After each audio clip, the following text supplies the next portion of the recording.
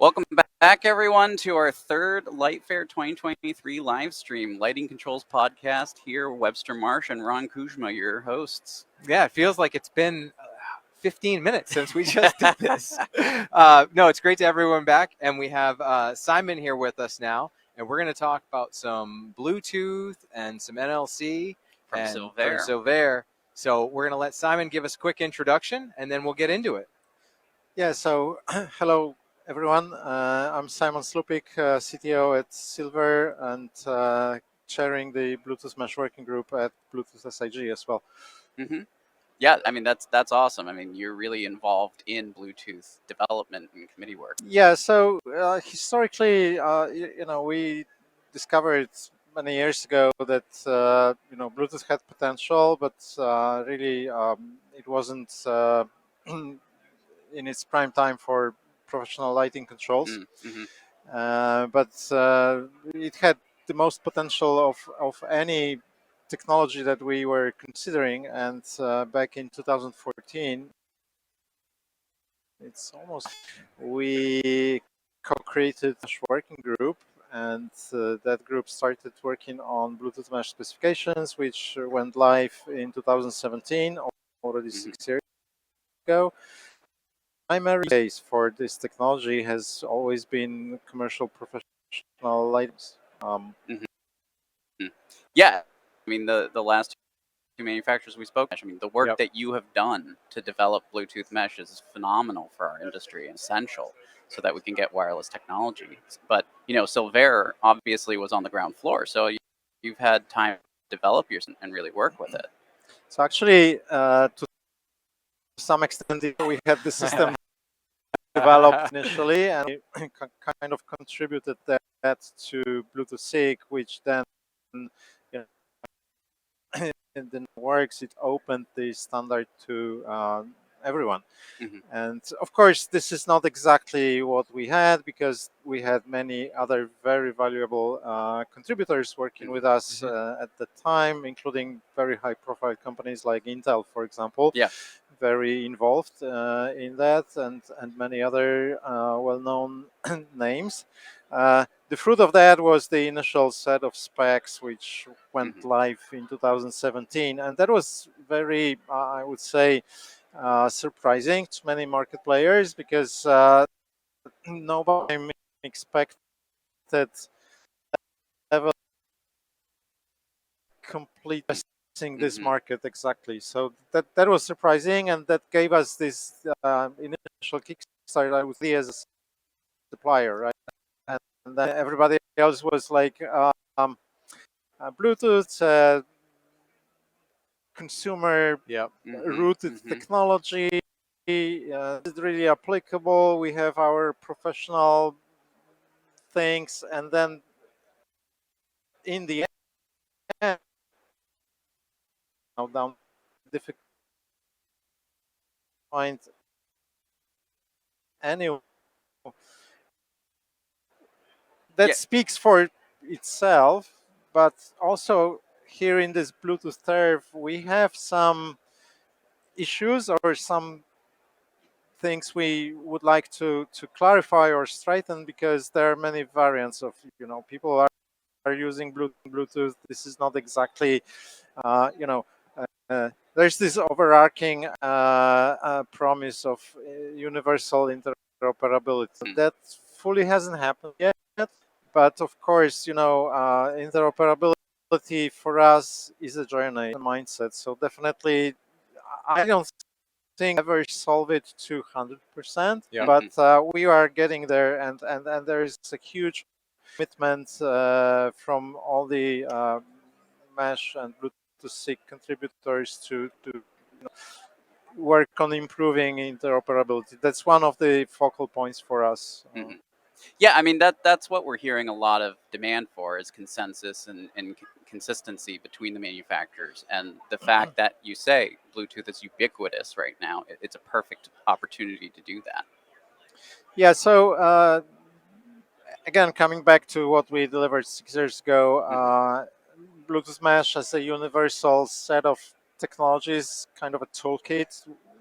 You could use that to build a very highly scalable professional lighting control system, or you could just use that to control your single light bulb with your phone, right? So the spectrum of applications was super wide,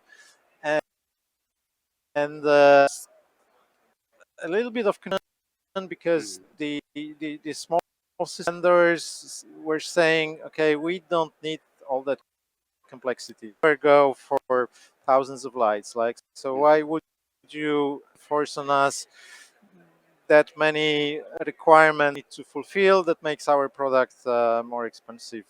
And on the other side, the professional players, the commercial lighting companies, they were saying, okay, these products don't work for us because they don't have the capacity, don't have the power, don't have this, that. And we took that feedback very seriously. And now, I mean, the 2023 is a super important year for Bluetooth Mesh in general, because we have just published the new set of the upgraded draft specifications. So they will be officially available in Q3. But as draft specs, they are already out and accessible to anyone, so people can start reading them, getting prepared. Collectively, there are 10 specifications now, so you know the scope has dramatically expanded. But among them, there are 6 specs which are very unique. We call them profiles, network lighting control profiles, and they are basically defining how things work on a device level. So among those 6, we have occupancy sensor, very precise description of how to build an occupancy sensor. Now, realize that there were too many options, and people were, doing the same things different ways, and that kind of some of those. Now, with those device level specifications, we have occupancy sensor, we have ambient light level sensor, we have dimmable light controller, we have selector. So 6 device types which really can make any system, like big or small. They're super precise in a sense that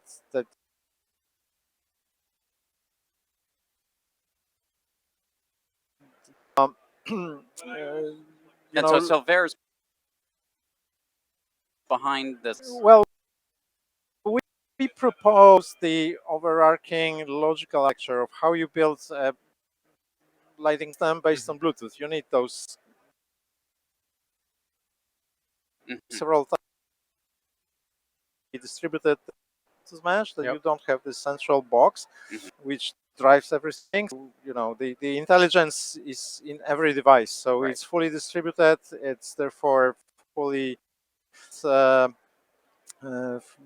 it scales very well, and that now within the architecture we realized, okay, you need these device roles, and we with the industry players, either lighting companies or semiconductor company, contributed a lot to jointly defining these specs. But anyway, these specs are out now, so I encourage anyone to go to bluetooth.com, go to specifications, and find the specifications. They are not fully adopted yet, but you can see what's anybody who wants to know and stay ahead of the curve, it's an opportunity to see what's coming out and maybe even give feedback if they have any. But I mean, ultimately, this is what specifiers sometimes ask for is, hey, how do I get in on the ground floor of this? How do I get part of the conversation? Yeah, so you mentioned specifiers, and this will be, I think, super making their job much easier now, because they will need to ask in the spec requirements for qualified Bluetooth NLC devices, and that will be almost a guarantee that everything fits together. And because before you had to spec which kind of Bluetooth you're using and really pay attention. Now with the spec approach, it's needs to be qualified Bluetooth NLC. So Yes. is your hope with interoperability that if someone really likes sensor from manufacturer A and these switches from manufacturer B, that they'd be able to communicate with each other? Oh yeah, absolutely, exactly. You know, we have done this for phone or personal audio already. Yep. You know, today probably you cannot find a personal audio device which would speak something else than Bluetooth and wouldn't work. I mean, it may work worse or better because of price points and the brand who is behind it and so on and so forth. But in the end, I heard I may quote here a sales guy from Best Buy. I was looking at pair of considering because it was mentioning not Apple that and the guy said, well, with everything. So we absolutely know we can get there, and there's been many efforts over the last 6 years because we realized, okay, we're on track, but we haven't got there yet. So most of the efforts were in this area on reinforcing the interoperability aspects. No, I think that's a valid and really important. Ron and I were sitting in workshops yesterday, and there was demand for simpler, easier specs, and so this is one step towards that. Yeah, other improvement a lot on the qualification and testing because we realized many people claim Bluetooth mesh compliance, however they shortcuts and market. Tempting for some manufacturers, can be tempting, but it's of course a short-legged effort. And there have been many improvements in how products are tested and qualified. So, for example, on the security front, this is another really area of our attention because security is not something that you can judge with the naked eye, right? It's something that somebody may claim things, and then how do you validate that? So, first of all, Bluetooth mesh as an fully open standard. This is like being an open standard is the fundamental prerequisite for proper security. Because if something is closed, if it's a black box, I mean, you can trust the vendor, but how do you verify? There's no way to verify, right? If it's open, if they present you with the entire blueprint and say, hey, this is how we are doing things, and now together with that, we have precise tests to test products that fully implement what we require. That really guarantees the proper security. And security, I believe, is already now and looking forward will be even more the differentiator between technologies and products on this market, because we are moving now very rapidly into really huge network lighting system, and also people are betting their high value brands on certain technologies and products. And then imagine if the technology that you've selected and you've advertised and you've kind of put your identity behind, it turns out to be with some security problems, then immediately you can lose trust from the market, and that becomes really costly affair. So Bluetooth here really stands for being absolutely the best of breed security architecture, and also doing a lot into making sure that is properly implemented in products.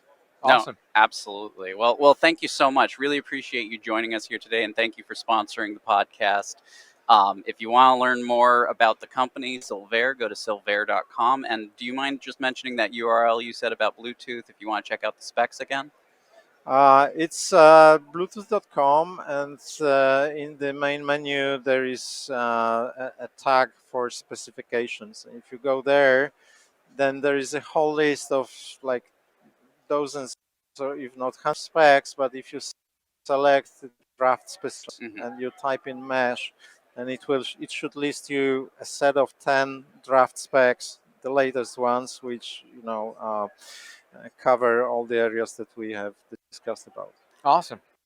Well, Simon, appreciate Yeah. you coming on. Yeah, it's a pleasure to be with you. Thank you. Thank you very Thanks. much. And thank you all for joining us. See you guys soon.